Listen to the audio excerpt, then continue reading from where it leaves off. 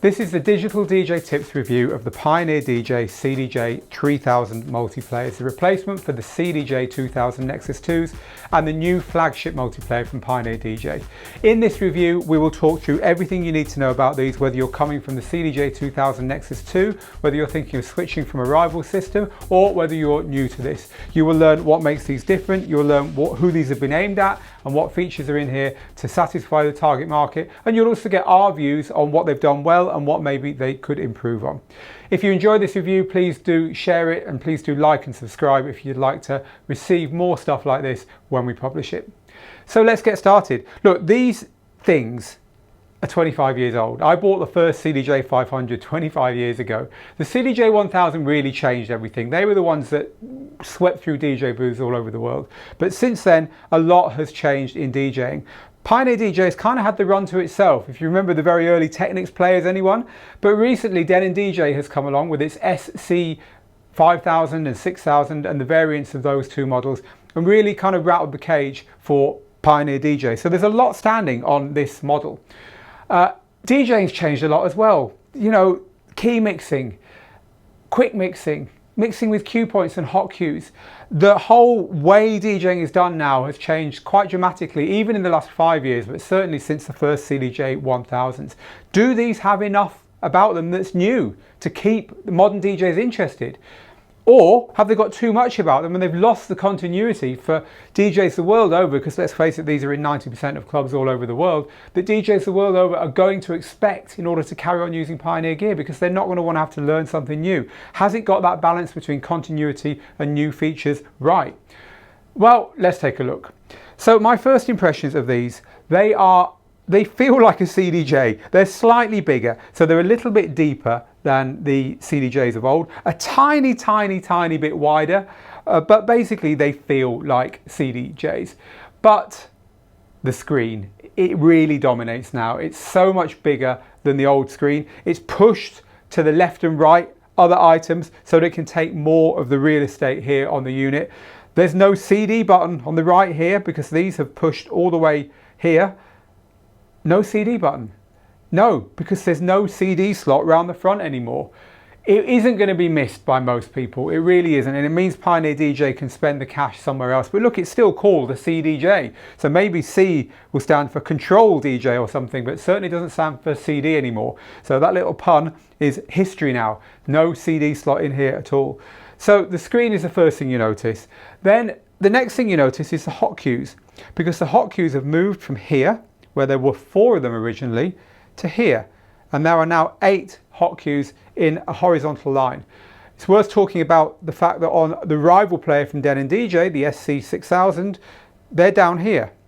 And Pioneer DJ has decided that actually DJs like to rest their hands here, and they looked at some very old CDJs from clubs that have been battering them for many years and noticed that this is really worn out. This area hasn't changed at all since the CDJ-1000 all those decades ago. So Pioneer DJ has decided to keep this here and to put these here. So they're kind of an extension of the waveform. So if I put a cue point down here, it's on the waveform here. And if I move forward in the track and put another cue point down here, they kind of correspond and they're going to go along like this. So the idea is that these bring the eye to the hot cue and then to the waveform above it. So they've tried something different there, and I think by and large the hot cues are a good position. I think that works. Now, other new features. There is a beat jump here. You just saw me use it to move through the track. Look at the waveform here. We'll get on to talking about waveforms in a bit, by the way. But look at the way this is moving through the track as I press beat jump. Beat jump is a huge part of DJing. The ability to move clearly through the track. You listen to the track now. It's like the track's still playing fine because it's moving in 32 beat intervals, and you can change how many intervals, the interval of the beats in the settings. We'll get to that in a bit.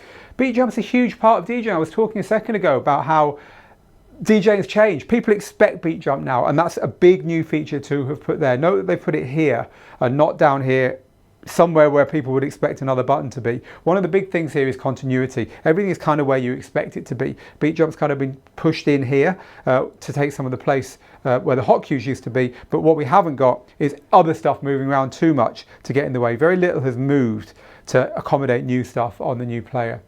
So there's a new 8-beat loop button. So there's always been a 4-beat loop button here. You press this, you get a 4-beat loop. By the way, this screen, I bet all you're seeing is the screen right now. You're looking at the screen saying, oh my God, I'll talk to you about the screen in a bit. Just want to talk you through some of the new features first. So I've set a 4-beat loop there. I could now, let's get out of that loop. I could, if I want, set an 8-beat loop now, which again is a new thing. There always used to be a 4-beat loop button there, and there's now an 8-beat loop button there as well. It also has a feature which is one of my favorites. I want to talk to you a lot about this because certainly controller DJs and DJs coming from software will be like, I need this stuff, is key sync. There is now a key sync button to sync the key between decks. This is huge, and the way they've implemented this is also innovative. So I'm looking forward to talking to you about that. All right. Other new features, well, there's a quantized button in hardware here now, so you don't have to go digging around for that. It's right here on the top of the unit. This is also where the slip button has moved to. It used to be around here somewhere. So those two buttons are now at the top here. There used to be 2 of these adjusters here. So this adjuster here decides how quickly the track stops when you press stop. That's about standard, I'd say. Turn it all that way. Slows down like a turntable being turned off, and turn it this way and it's instant. Okay, so there used to be 2 of these. There used to be one for the startup speed. So when you press start, how quickly does it start? Now, one of the horrible things about DJing with record decks is that it's quite hard to get the record deck to start properly instantly. You either push the vinyl and it starts a bit too quickly, or you're a bit slow and it speeds up like that. Incredibly, Pioneer DJ gear used to have a knob to replicate that horrible behavior. It's gone now, and good riddance to it, not needed. Another victim of the screen pushing apart. If you really want, you can change what this controls, whether it controls the speed up or the stop speed in the menus, but you're not going to want to do that. So that's a good loss, if you like. So across the top here, what we've got is the loss of the buttons down the side, because that's where they used to be. A lot of the source buttons used to be. They're all on one source button here now, and any sources available to you show on the screen. They've kind of all been switched to one button here, again to make the screen a bit bigger.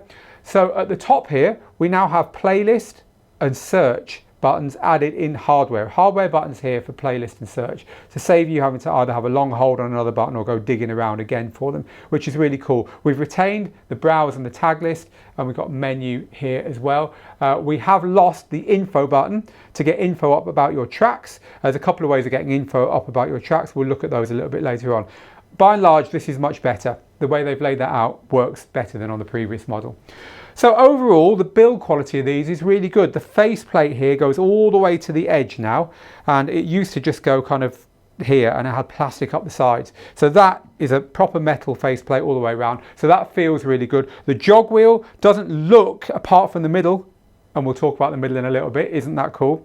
Apart from the middle, it doesn't look any different. It's got the same kind of feel there. It's got slight grooves on the top here, which is actually quite nice, but it's less rattly. There's less movement in it. It's still got the same amount of tension, and you've got the jog wheel adjust tension here, as you've always had, the mechanical tension for jog wheel adjust, but it just feels like they've refined it a bit more. It's less rattly. The whole unit's less rattly.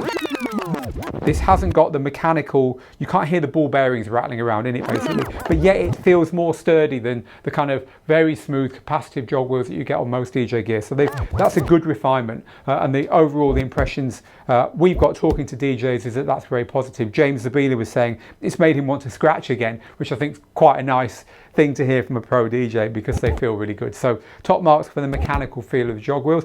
Other build quality things, well, the power lead at the back now locks.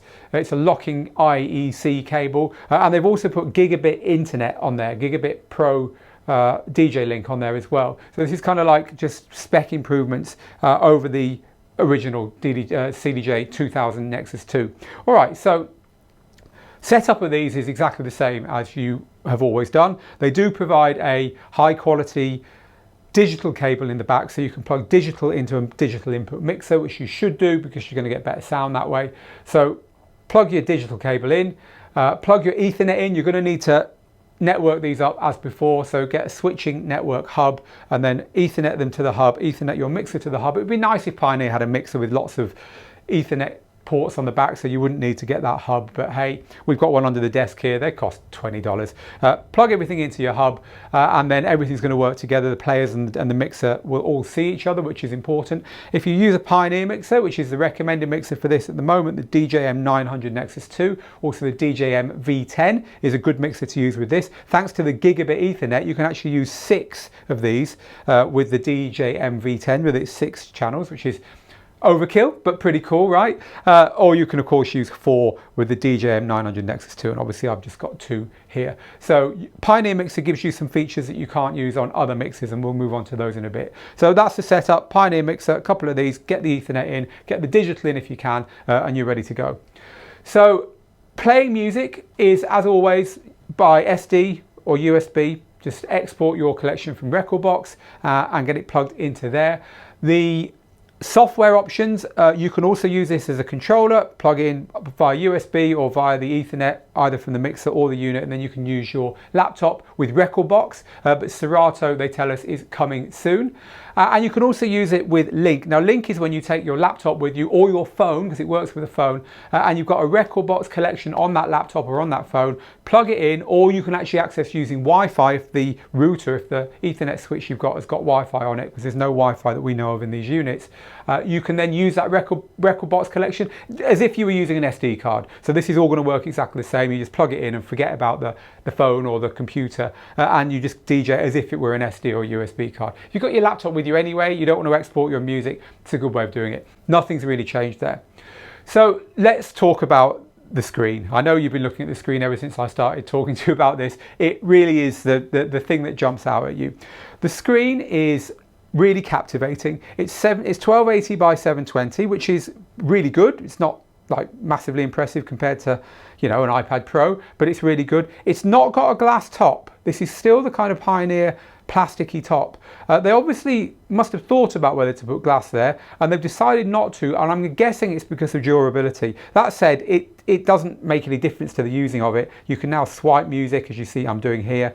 It's just not quite as nice to use as, let's say, an iPad, but really it doesn't, for this use case, I think it's fine. At first I was a bit disappointed in that. I've actually grown to forget that that's the case. There's no multi-touch, so if you're on the Waveforms, you can't zoom in and out like this, as you can on the rival Denon player. You have to zoom in and out like this using the knob. The information you've got on this screen, you're probably seeing it already, is absolutely incredible compared to the information on the old CDJ-3000 Nexus 2. You've got line after line after line of tracks here, for instance. We can change the font size to get even more tracks to show. It's got many, many more functions. It's a lot brighter. You can control the brightness. I'll show you how to do that in a little while. But it's just streets ahead, absolutely streets ahead, and it totally transforms the way you use these units. It's one of the really big things about the unit. We'll talk an awful lot more about the screen in a minute, but just bear in mind that it transforms DJing on them. It really does. It brings it much, much closer to DJing with a laptop and a laptop screen. You still need to analyze your tracks before you insert an SD or a USB. It won't do it on the fly, which is curious because it does have the power to do that. We'll talk about how it's engineered and what's inside it in a little while, but it's curious that it doesn't have that. So this strip across the top here contains our knobs for, or rather our buttons for navigating around here. Let me draw your attention to this little strip here, where my finger is, where my thumb is. This is the color of the device that you've got plugged in, SD or USB or whatever. You can assign different colors to these, and then they show on the players, on the top of the player, which is really nice. So you can see by color which player is accessing which media device. I really like that. So as we were mentioning across the top here, we've lost the info button. The info button for your tracks is now on the screen itself. It's persistent, so you can move around and that will stay up until you turn it off. You can also, when you're in this mode, tap on the top of the track to get the information about the track, but there's no button now for info up here anymore. As I mentioned earlier, it gains playlist and it gains search. So let's have a look through some of these buttons then and what they do. So down the side here, you can see that when I switch to browse from, say, here, I've got my source, and then I've got artist, album, track, key, playlist, history, matching, and folder.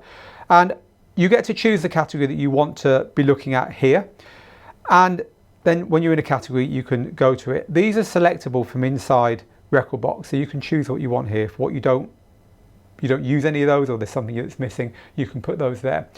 So the browse button will take you to here, but if you press, say, playlist or search, now I could press playlist here as I just did to go to a playlist. These all remain here. If I press playlist here, it disappears. And now we have the full width of the screen for our browsing, which is really cool. And the same with search. We'll move on to search in a minute.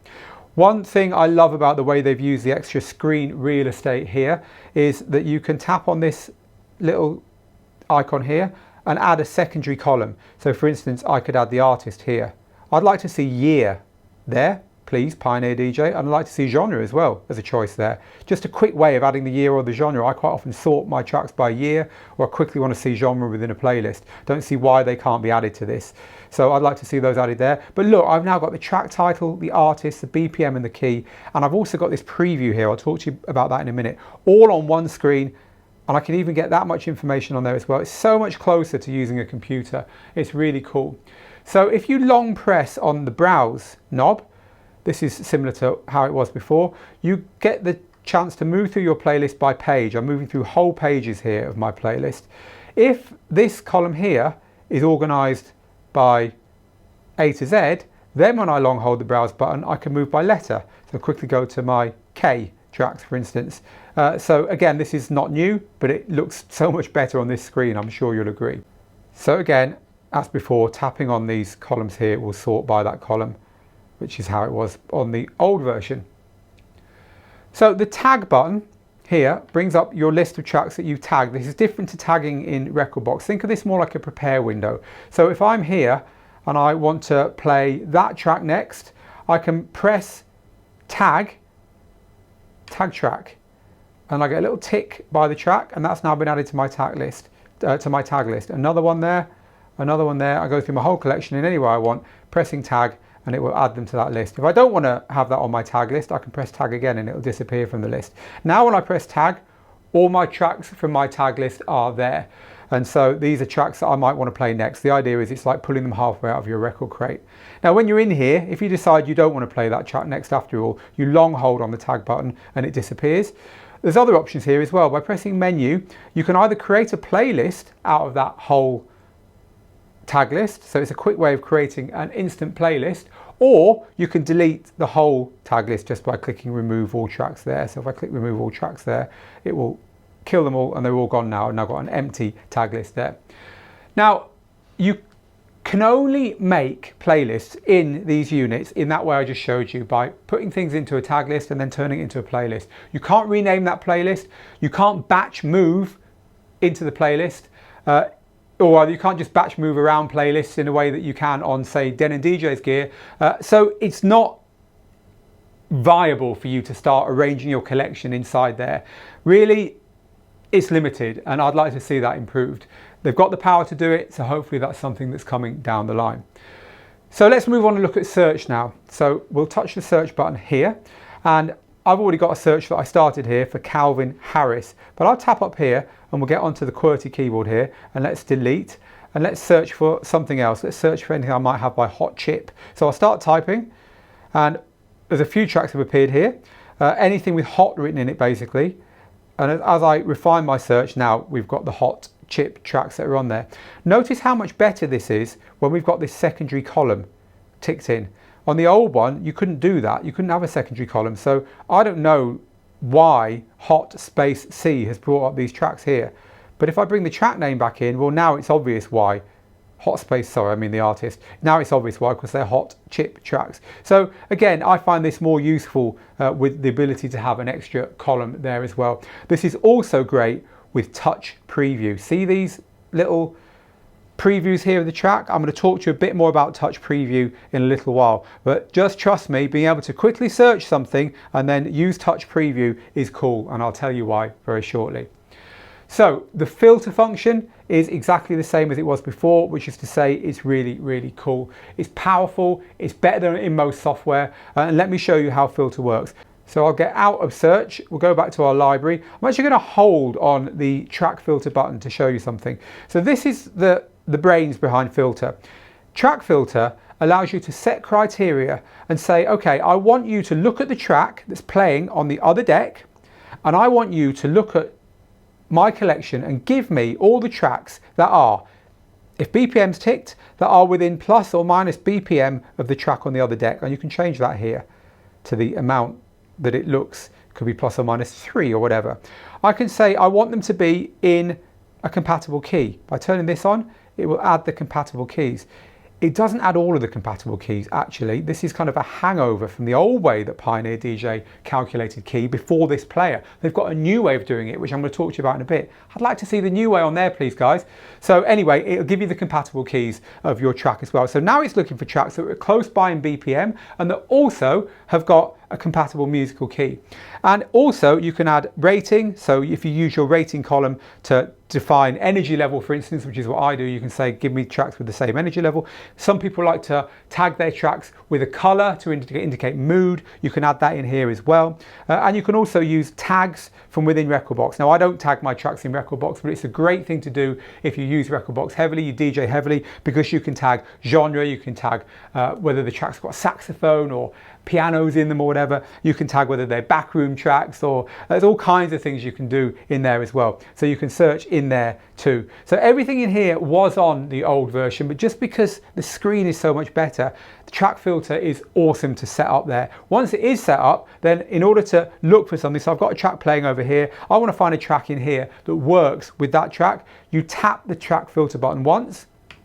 Now every track there is within 6 BPM of the track there. You can see the BPMs here, going to be from 116. This track is 117. So actually this is going to be from 111 all the way up to 124.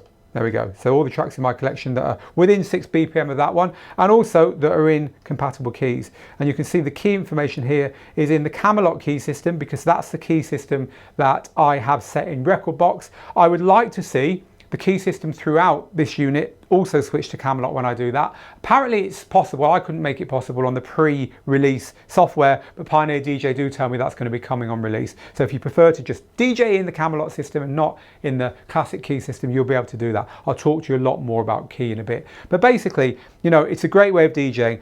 Quickly hit filter, find tracks that are close by the one you're currently playing, put one on there, go over to there, do the same thing and so on. You're going to want to jump out of that sometimes for all kinds of reasons, but certainly as a way of suggesting tracks to play next. It's more powerful than most DJ software. It's really good. It's always been there on Pioneer gear. I've kind of forgotten how good it was, but it's all the much better for having a big screen there as well. So there's a shortcut menu here, which has been improved. So if I hold down the shortcut button there, this shortcut menu comes up.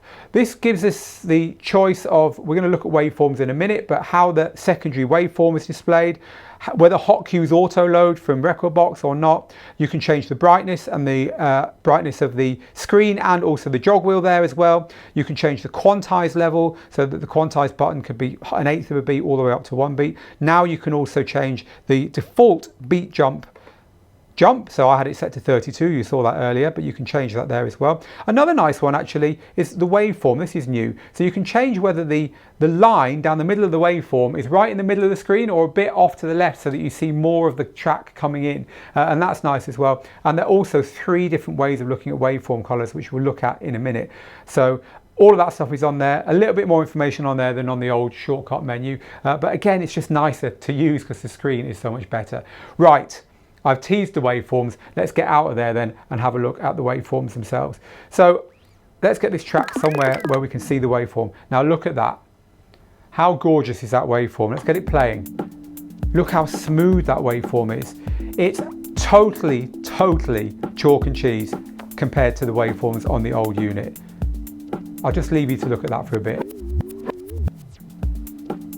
Let's stick a little loop on it.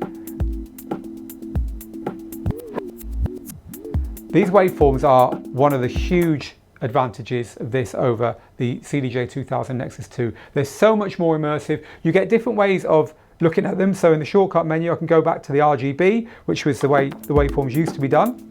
And also the kind of classic blue waveforms are here as well. I don't think anyone is going to want to do that. Keep an eye on the lower waveform as well. We'll talk about that in a minute. When we go back to this 3-band waveform that's showing us 3 frequencies all in one, blue for bass, brown for mid, and the yellow frequencies for the very high frequencies. not only showing on here, but showing down here as well. And there's another waveform up here, which we're going to get to. So these are really, really nice to zoom in and out. I've already shown you, you just zoom in and out like that. The lower waveform, as ever, shows you the whole track. Clearly it's vastly superior to the waveforms on the old model. Again, you can see we've got the 3 frequencies. It's the kind of mountain, so it's getting higher as the song gets louder. Nice way of viewing the song there, and the cue points are showing, as I've shown you before, on here as well, which is cool. This kind of ties up with the cue points very nicely here. They're just a vastly superior full track waveform there as well, and it's useful for other things which we're going to see in a second.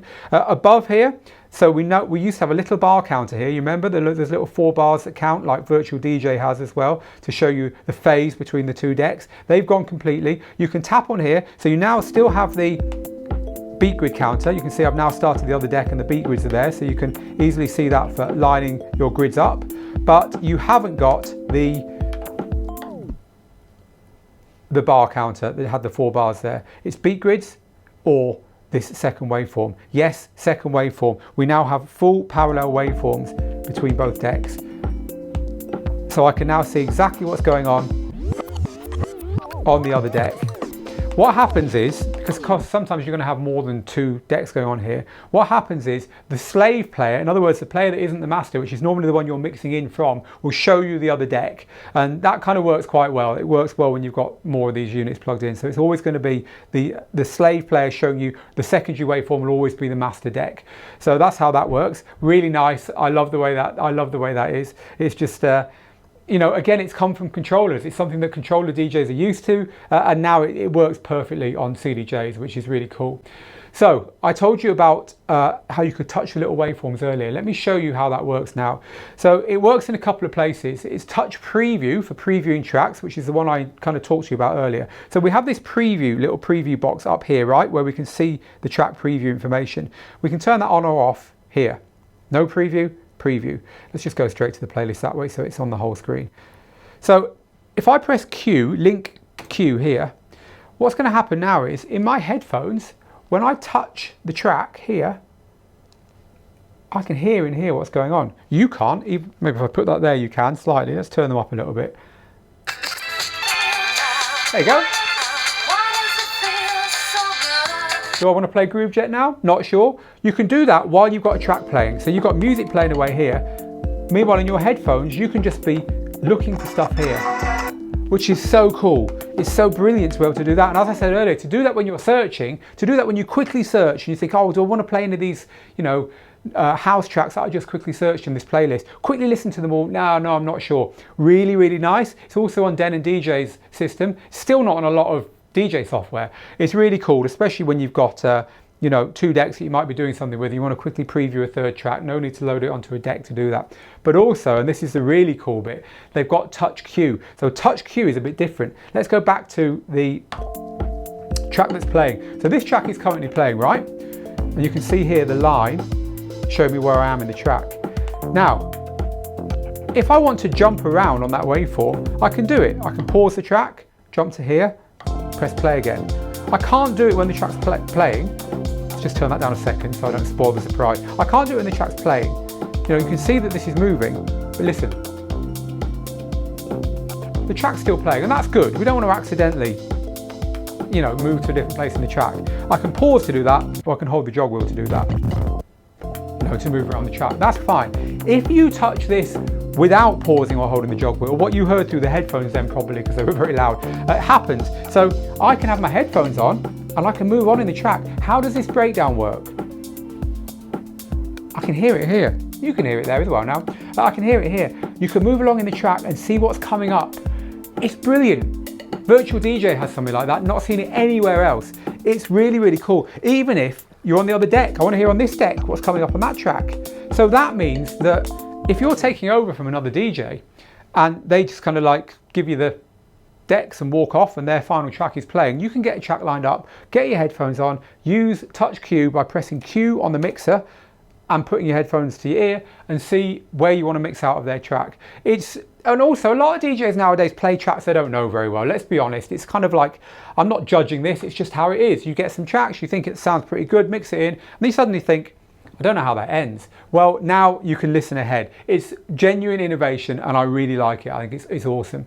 You know, overall, the screen is snappier, it's smoother, it's brighter, it's more immersive, and it's not surprising because it's using an MPU. These have got computers inside, and that allows them to do this kind of stuff as opposed to the very underpowered, small, dim, jerky little screen that had nowhere near the amount we've seen on this. I'll talk to you more about the significance of this having a computer inside rather than just being a built finished unit. Of course, computers can be updated with firmware in a way that you can't do with units that are just hardwired, if you like, a little bit later on. So let's move on to those cue pads. We've had a little look at them already, but let's talk a little bit more about them. These are hard plastic, so they're not rubberized. Pioneer says, like the denim players, Pioneer says it's because that's what DJs want, so we'll have to take their word on that. They are hard plastic. As you can see, they light up really nicely. Now you can get rid of them by just holding down this button here and deleting them. So again, this is very intuitive. If you've got a loop playing and you hit a cue button, it's a different color. So that's now a cue loop I've saved there. There's a normal cue, set another loop. There's a cue loop. There's a normal cue. So you can see very clearly whether they are a loop or a cue from this. And it will jump to them based upon the quantized value there. So they're really nice. I think they work really well. I think, as I said earlier, they put them in the right place. That's cool. If you prefer the cues to be multicolored and you like to maybe tag them in rekordbox with different colors, you can do that as well. Obviously, you lose the instant definition between cue loops and cues that way, but you can alter that. You can change it in the settings here as well. That's up to you. So these are RGB. They can be all kinds of colors. They're not tied to those two colors at all. The looping, I've just kind of given you a little taste of the looping. As you saw, I set a 4 and a new 8 beat loop there. The beat loop functions come on the screen when you set a loop. So set a loop there. See down here? So now we can halve and double the loop length here. But we can do it here as well. So that comes up on the screen. I mean, it's not brand new but that comes up on the screen kind of intuitively. What is nice about this is there's now a second bank. So if I press this 1, 2 button here, we get this second bank of values here, which are different. So this is a 3/4 kind of triplet loop. Another 3/4 version. A 3-beat loop. And 5, 6, 7, up to 9. So some tracks, you know, some producers get a bit wacky and they don't have 8 bars and then a change, or, you know, something will change after every 7 beats or something. So you can loop, you know, a riff that isn't towing the line, if you like. But more interestingly, certainly the triplet loops there are good just for effects. You know, triplet loops work really nicely with a echo, for instance. But also, like James Zabila was saying, he likes to use those loops to totally change the BPM, to like go from house to drum and bass by putting a loop in, which effectively changes the whole BPM of the track. So that's interesting. I think they call them polyrhythmic loops, but just think of them as odd numbered loops. So it's nice to see that. That's something completely new here. Now slip mode has moved up here, as we talked about earlier. So let's just get out of that loop there. Playing the track here, let's hit slip mode. So slip mode lets you do stuff and it will continue playing underneath without anyone being able to hear. So stop the track, it's actually still playing, and you can see it's still playing because down here the player is moving along and showing where we are in the track, but I've stopped the track. Take my hand off, it jumps back to there. It's really nice for like little baby scratches that don't interrupt the flow of the music. Spin backs, using your hot cues to jump around the track. Play pausing, it's jumping back to where it would have been when I'm doing all that stuff. It works really nicely. It's better than on the denim DJ players because they've implemented it in a non-standard way where not everything is, you know, slip should cover everything you can do on the deck. This does. It doesn't on the denim players, so I much prefer that to denim players. By the way, talking of slip, there's a slip reverse here, which this has always been here, but just in case you've never seen it, which will play the track backwards for a second, but then when you take your hand off it, it will go back to where it would have been. It's traditionally used to censor out curse words because you can hit it and the curse word goes past as you're going backwards. Press the button again and you will then continue from where it would have been. And there's a full reverse on there as well. Play the whole track backwards. just for completion's sake, I'll show you that. Now, when I press slip mode there, look at what you get on the screen. You get this loop roll area here, which is kind of a simplified version of the one I just showed you with the loop. You get here, so in slip,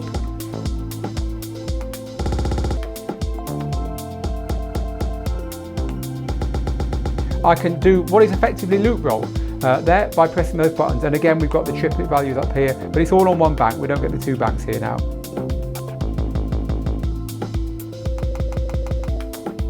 It's nice. It's nice that just jumps up immediately. That's one of the big uses of slip, is to just chop the track up a bit, stutter it up a bit by using loop roll. Now, the hot cues here are only hot cues. So DJs who are coming from controllers might be like, well, I'm used to having loop roll and loops and stuff on there. But you know, apart from slicer, which is a function that isn't on here, most of the stuff you get on hot cues in DJ software, you get on here as well. A lot of the time on hot cues, it's pads, and you know, the pads are used for effects and so on. Well, they're not even on these units, so I don't mind that. I think they've quite effectively put some of the stuff that you'd normally get on hot cues elsewhere on the unit, but just to be aware, these only control hot cues and cue loops.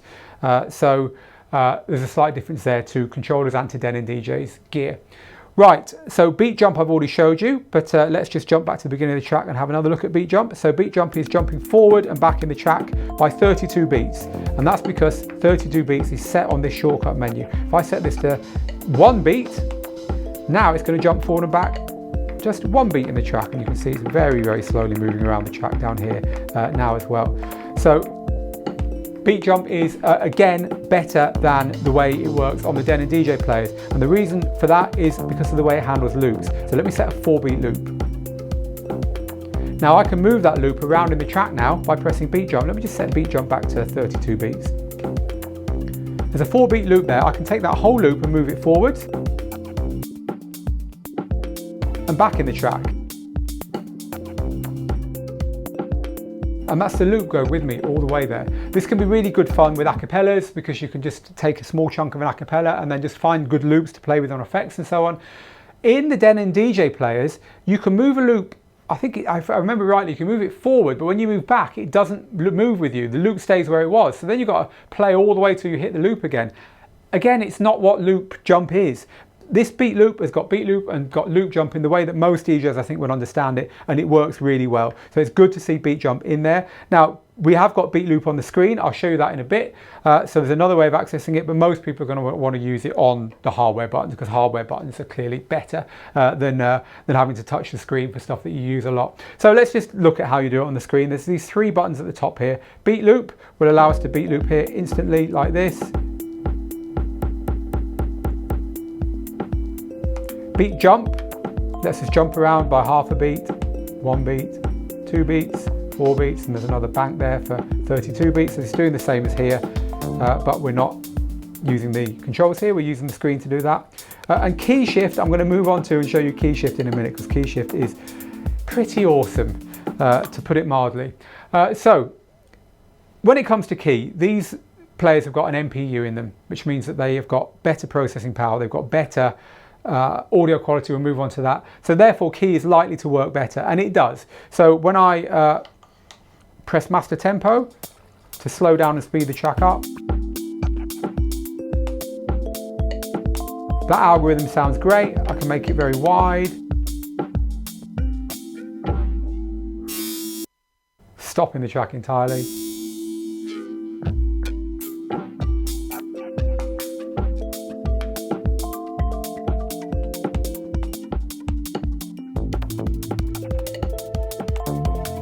It's a rock solid master tempo algorithm. Some DJs don't even like the idea of keeping the pitch the same and moving the tempo. And there's something good for you guys and girls as well, because if we turn master tempo off, have a look at the key here. As I move master tempo up and down, you notice the key's changing. So I can actually key match tracks by moving this. Doesn't match the BPM anymore, but some DJs like to DJ that way. They like to know what key a track's in if they move it up or down, and they don't want to mess with master tempo. So it's a purist feature, but it's a new feature, and it's certainly worth pointing out. But the feature that's going to excite most people here is that these players now have key sync. Again, something that has been in DJ software for a while now, never been on multiplayers like this, and the way it's implemented here is the best implementation anywhere. Let me explain to you about key sync then. So we press key sync here, and it will now sync to the track on the other deck. You can see the key here is changing to tell me that it's synced the track up there, which is great. However, there's traditionally a problem with key sync. Key sync in pretty much, in fact in every other implementation that I've ever seen anywhere, gets it wrong. And the reason it gets it wrong is it will happily move your track 7 notes this way, 6 notes that way. Trust me, no track sounds good moved by that amount of notes. Really, 2 notes is the most you're going to get away with, sometimes even 1, but certainly 2 semitones up or down is pretty much the boundary of key sync when you're using it to play a whole song, right? So when you hit key sync, you don't want it to think, oh, it's okay to move this track and make it utterly useless. Of course you don't. Why do they do it then? Well, they do it because of, and I'm going to spend a minute explaining this to you because it's important, but if you're not really interested in the technicalities, skip on a minute or two. They do it because of a bug, because of an error in the way Camelot has been taught, or the way key has been taught to DJs using something called the Camelot system. The Camelot system, if you don't know, is a great way of reimagining the circle of fifths, which is the way that harmony is taught to musical students, in a way that just makes sense for DJs. And it's very, very simple. All the 24 musical keys are given a number, 1 to 12, and a letter A or B. And the idea is that you can mix in a key that's got 1 number lower or 1 number higher, or you can mix in a key that is the other letter. So if you're on key 12, you can mix to key 12B, or 12A, you can mix to key 12B. If you're on 12B, you can mix to key 12A, or you can mix up or down a number while keeping the letter the same. It basically gives you 4 potential key matches among all your music for any given track out of the 24. But actually it's wrong. It's just plain wrong. Because in musical terms, what that's telling you is that you can mix into a track that's in the same key, that's in the subdominant key, that's in the dominant key, or that's in the relative key to it. But you can also mix into tracks quite happily in the relative key to the subdominant and the dominant. That's the bit that, if you like, oh, I've finished now. What it really means is that actually you can mix into 6 out of the 24 possible keys, not 4. But it's never been taught that way. We did a key mixing course many years ago that did teach it that way, but I've never seen anyone else teach it that way until today. And today, Pioneer has said, yes, that's stupid the way it's been done. This is the right way. And they've done what we've done for years. So thank you, Pioneer. So this key sync button will sync up to 1 of 6 potential keys. Now, if you're syncing up to 6 potential keys rather than 4 out of the 24, it turns out that all you've got to do is move up or down 1 or 2 semitones and you will match all the 24 possible keys. There's no need to move 6, 7, 8 notes in this direction or that direction to make it work. And that's what this does. So to cut a long story short, you hit key sync, it's very likely to sound passable. Now, the truth is that, as I say, some songs don't sound very good 2 notes up or 2 notes down. If it's a popular song, if it's a singer, especially, the vocalist just doesn't sound like them when you move them up or down by that many notes. But more or less, that's a really good compromise with key. Now you can also alter the key on the screen, and you alter the key on the screen by hitting key shift at the top there. And then here we have a live way of altering the key up and down, and we can reset it. Now that does sound very good. But the further away you go from the middle, the less like the track it sounds, right? And that's the point of moving key too much. So you get manual key shift as well as key sync there, and it just sounds better overall. Let's talk about the sound quality. But I love that, by the way. I think that's just brilliant. So let's talk about the sound quality. Pioneer says it's got the best digital to audio converters of any media player and the best they've ever had in any of their gear. It certainly sounds good. I've given you a bit of a demo of the time stretching there. So sound quality wise, it's just the best Pioneer's ever made. So if you were happy with the old ones, you'll be more than happy with the new ones. And as far as the key stuff goes, it sounds pretty cool as long as you're careful with it. You know, the rule with DJing, as ever, if it sounds rubbish in your headphones, don't mix it into the crowd. This stuff isn't going to hold your hand and make you a better DJ. It's just going to make what you choose to do sound as good as it can. So they're the main features of the unit. Let's, before I give you my views on it, talk about the the utility menu, because there's a menu in here that's got lots of stuff that you can change on the unit. So I'm going to hold down the utility menu button there and show you what we've got in here. We've got the DJ settings. So we've got load lock. This will lock the deck so that if you're playing a track on it, it won't accidentally be replaced by something else. You can't load over the top of it. Quantized beat value decides, sorry, let's get to the menu there. Quantized beat value decides what quantize locks to, whether it's a whole beat or half a beat or a quarter or an eighth of a beat. And the beat jump beat value, this is a default beat value. You can set that in the shortcut as we saw before. A hot cue auto load decides whether the hot cues load up from the track if you've got a record box library, or whether they don't. You might want to let someone else play on your decks and not have the hot cues load, for instance.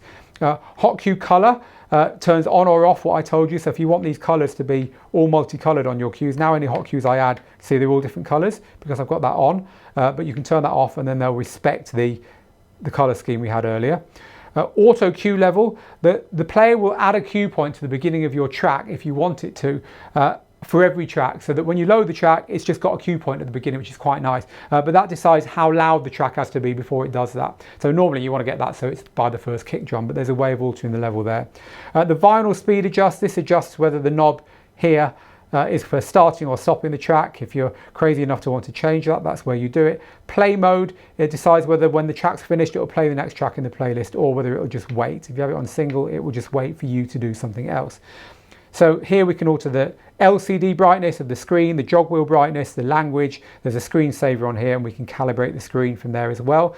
In this one here, we can decide whether when slip mode's on, we get flashing, because if you leave slip mode on and don't know it's on, it can really mess you up. So I would leave that on. On-air display alters the deck to show you the deck's currently playing, and we can alter the jog ring brightness and the jog ring indicator as well. There's a lot of brightness altering here, isn't there? And you know, some DJs don't like this flashing Christmas tree thing going on when they're DJing. They want it to be a bit dimmer, so you can dim everything down in there, but at the same time you're DJing in the sunshine, a pool party or whatever, you need that brightness to see anything. So that's why there's all this stuff in here. So you've got your Pro DJ link here as well. You can just number the players as to how they're recognized by Pro DJ, change the MIDI channels in here as well, and then you've got some system stuff here, whether they're going to auto standby, how the output level, you can attenuate the output level, you can name your history folder there, and a couple of other bits and pieces here as well.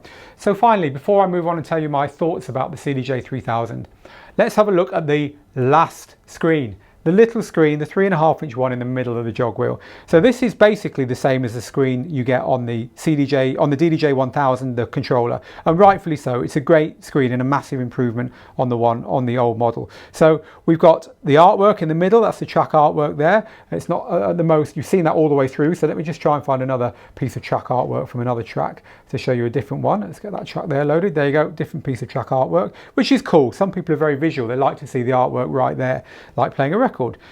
Talking of records, vinyl mode, on and off. Vinyl mode is whether this scratch works, move forward to a beat, whether the jogwheel will let you scratch, as I've been doing all the way through this demo, or whether it acts more like an old style CDJ, where the whole jogwheel is a nudge.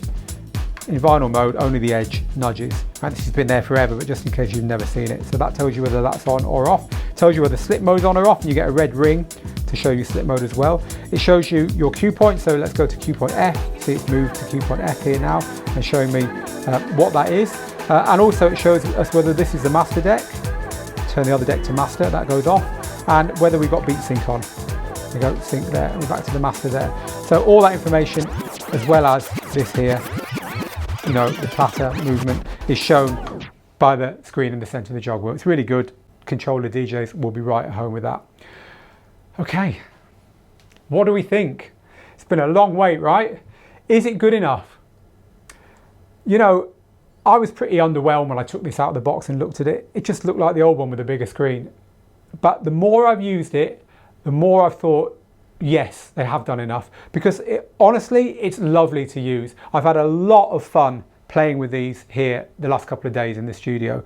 The screens, the snappiness of it loading stuff, the sound quality, especially when you're time shifting, the new key features, I found it lovely to use. It's really grown on me. It definitely looks like evolution, not revolution. But look, when you've used one of these, you're never going to go back to the CDJ-3000 Nexus 2. You're going to be dragged kicking and screaming back to that, trust me. It's got no Wi-Fi, it's got no streaming, it's got no cloud locker, it's got no onboard analysis, you can't make your own playlist, there's no dual player, you can't control 2 decks with 1 unit, there's no multi-gesture. These are all things that are on the rival units from Denon DJ, and they're the reason why I was a bit underwhelmed when I first looked at it. But look, the truth is, this is MPU based. I said I'd come back to this. It's got a computer inside. It's got a dual core and a quad core ARM processor in it, more than the Denon DJ one. A lot of those features can be added later. I don't think they'll ever add 2 layers, i.e. the ability to control 2 decks. We talked to Pioneer about this. They just said that they think it confuses DJs. So I don't think that's going to come. It might have Wi-Fi inside. We don't know. The Denon ones did, and they didn't tell anyone until they added it.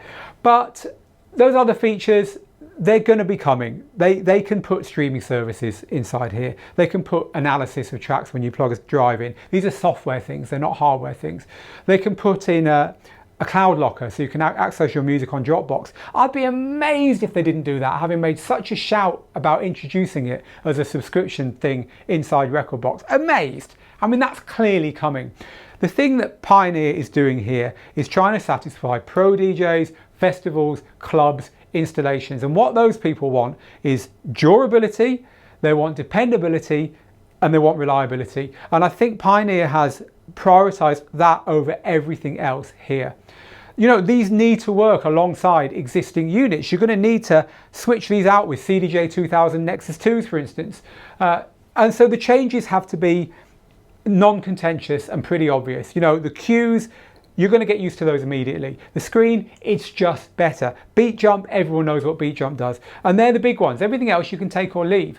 The real innovation here, I think the track preview, the linked cue to listen to further on in a track, the key sync is really innovative. This is the stuff that's like controllers. This is the stuff that is similar to what controller DJs have had for years. They do feel, more than any other Pioneer media player ever, pretty much like using controllers. Plus, I'd forgotten how good Track Filter was. I really enjoyed DJing on them. So versus the Denon DJ units, Denon still has got a lot more on paper. Many will prefer the Denon units. They're less cluttered than this. They do the same stuff really, but they're less cluttered. In fact, they do more. They just are. This has got a lot of legacy stuff, all the memory cues. Some people still use them. I think the way you've got 1, 2, 3, 4, 5 buttons there for loop. One loop encoder can do most of that. I prefer that. The Denon units are more streamlined. And as I say, some people will prefer them. But I'll tell you one thing, people who prefer Pioneer are going to absolutely love these. But I do think they need to bring in cloud locker, access to streaming services, and some onboard analysis, ways of organizing your library. I think they need to roll that stuff out. I'd be highly surprised if they don't over the next few years to keep these units up to date. I think they're great, and I think Pioneer's done a good job. They're the same price, more or less, as the old ones, and certainly they are streets ahead of the old ones. As I say, as soon as you've used these once, you're never going to want to go back.